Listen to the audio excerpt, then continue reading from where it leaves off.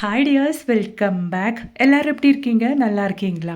இன்றைக்கி நம்ம வீட்டிலும் அது மாதிரி வீட்டு சுற்றிலுமே ரொம்பவே தொல்லையான எலி, பல்லி, கரப்பான், அது மட்டுமே இல்லாமல் பெருச்சாளி, இதுங்களெல்லாம் துரத்துறதுக்காக வேண்டிட்டு நம்ம கையில் கல்லுப்பு இருந்தால் போதுங்க.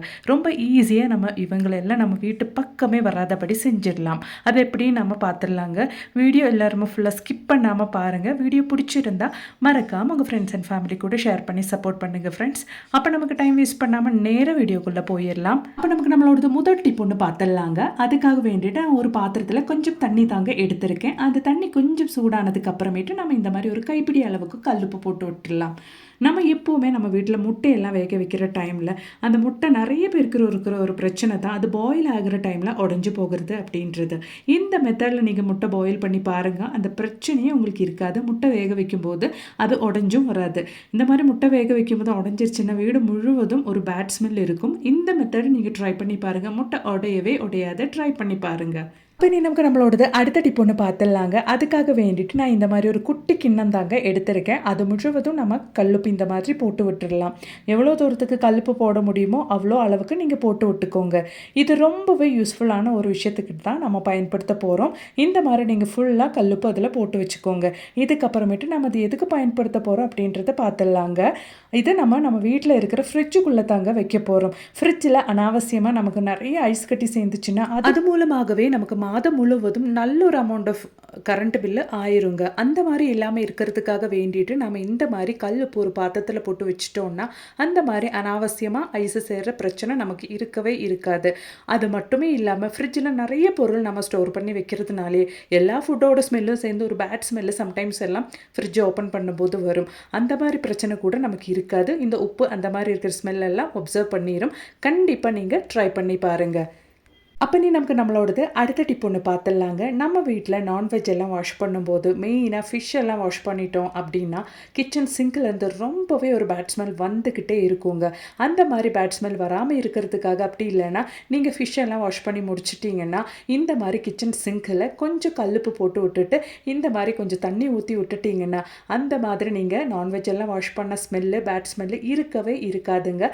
கண்டிப்பாக ட்ரை பண்ணுங்க. மட்டுமே இல்லாமல் கல்லுப்பு நாம் எப்பயாச்சும் ஒரு டைம் இந்த மாதிரி கிச்சன் சிங்கில் போட்டு விடுறது ரொம்பவே நல்லதுங்க. ஏதாச்சும் அடப்பெல்லாம் நம்ம கிச்சன் சிங்க் பைப்பில் இருந்துச்சுன்னா அது கூட நமக்கு இல்லாமல் பண்ணுறதுக்கு கல்லுப்பு ரொம்பவே பயனுள்ளதாகவே இருக்கும். ட்ரை பண்ணி பாருங்க. அப்போ நமக்கு நம்மளோடது அடுத்த டிப் ஒன்று பார்த்துடலாங்க. அதுக்காக வேண்டிட்டு ஒரு கிளாஸ் ஃபுல் ஆஃப் கல்லுப்பு தாங்க நான் எடுத்திருக்கேன். நம்ம வீட்டில் இந்த மாதிரி சிசர்ஸ் எல்லாம் மூர்ச்சி எல்லாம் போயிருச்சு அப்படின்னா நீங்கள் இந்த மாதிரி கல்லுப்பில் போட்டு நல்லா ஒன்று கட் பண்ணி அந்த கல்லுப்பு கட் பண்ணி எடுத்துட்டிங்கன்னா சீக்கிரமாகவே எவ்வளோ மூர்ச்சி இல்லாத சிசர்ஸாக இருந்தாலும் நல்ல ஷார்ப்பாகவே ஆயிருங்க. கண்டிப்பாக நீங்கள் ஒன்று ட்ரை பண்ணி பாருங்கள்.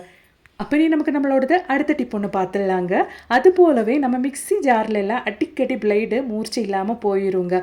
அந்த மாதிரி இருக்கிற பட்சத்தில் நீங்கள் இந்த மாதிரி கொஞ்சம் கல்லுப்பு போட்டு நல்லா ஒன்று அரைச்சி பொடிச்சு எடுத்துட்டிங்கனாலே போதுங்க.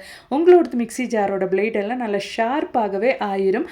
கண்டிப்பாக நீங்கள் இதுக்கு மேலே உங்கள் மிக்ஸி ஜார் பிளேடு மூர்ச்சி போயிடுச்சுன்னா ட்ரை பண்ணி பாருங்கள்.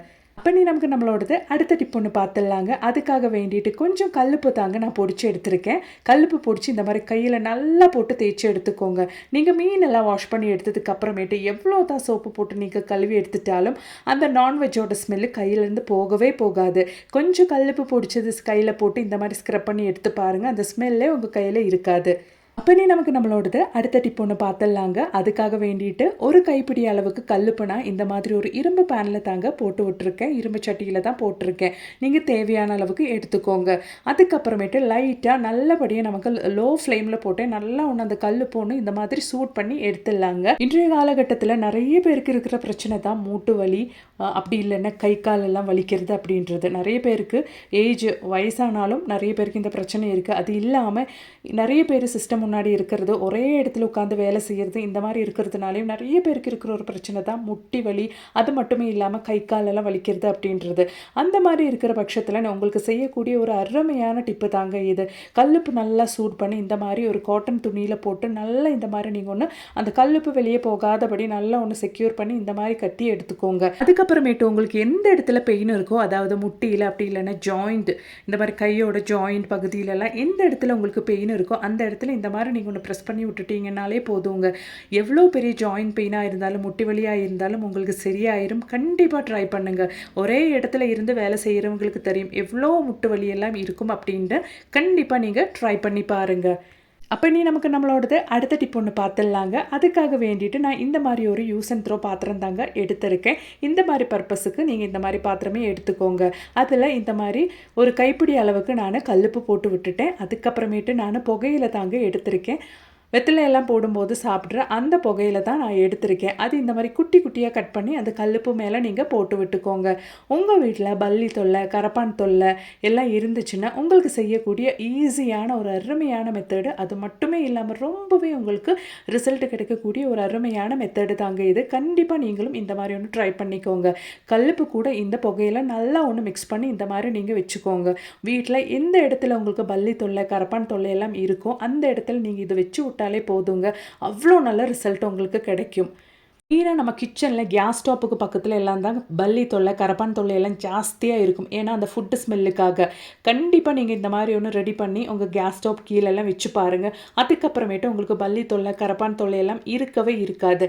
வச்சு அந்த நாளே உங்களுக்கு இந்த ரிசல்ட் கிடைக்காது. கண்டிப்பாக ஒரு 2-3 நாளைக்கு இது வச்சு பாருங்கள். அதுக்கப்புறமேட்டு உங்கள் கிச்சனில் பல்லி, கரப்பான் இதுங்களெல்லாம் நீங்கள் பார்க்கவே முடியாது. கண்டிப்பாக ட்ரை பண்ணுங்கள்.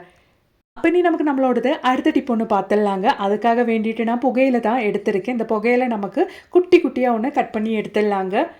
அதுக்கப்புறமேட்டு நம்ம கட் பண்ண இந்த ஒரு புகையில நமக்கு எங்கெங்கே எலி தொல்லை, பெருச்சாழி தொல்லையெல்லாம் இருக்கும் அந்த இடத்துல ஜஸ்ட் இந்த மாதிரி ஒன்று நீங்கள் போட்டு விட்டால் மட்டுமே போதுங்க. அந்த ஒரு புகையில ஸ்மெல்லுக்காக எலி, பெருச்சாழி எல்லாம் உங்கள் வீட்டு பக்கமே வராதபடி ஆயிரும். கண்டிப்பாக நீங்கள் ட்ரை பண்ணி பாருங்கள். 100% ரிசல்ட் கிடைக்கிற ஒரு அருமையான ரெமடி தான் இந்த புகையில வச்சு நம்ம செஞ்சுருக்கிறது. கண்டிப்பாக ட்ரை பண்ணி பாருங்கள். பிடிச்சிருந்தா மறக்காமல் உங்கள் ஃப்ரெண்ட்ஸ் அண்ட் ஃபேமிலி கூட ஷேர் பண்ணி சப்போர்ட் பண்ணுங்கள். அதோடவே ஒன்று மறக்காமல் லைக் கூட பண்ணி சப்போர்ட் பண்ணுங்கள் ஃப்ரெண்ட்ஸ்.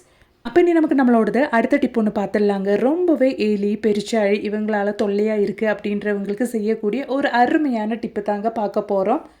அதுக்காக வேண்டிட்டு நான் எக்ஸ்பைரி டேட்டு முடிச்ச ஒரு பாராசிட்டமால் டேப்லெட் தாங்க எடுத்திருக்கேன். சாதாரணமாக நம்ம இந்த மாதிரி எக்ஸ்பைரி டேட்டு முடிச்ச டேப்லெட் எல்லாம் தூக்கி போட்டுருவோம். இதுக்கு மேலே நீங்கள் அந்த மாதிரி செய்யாதீங்க.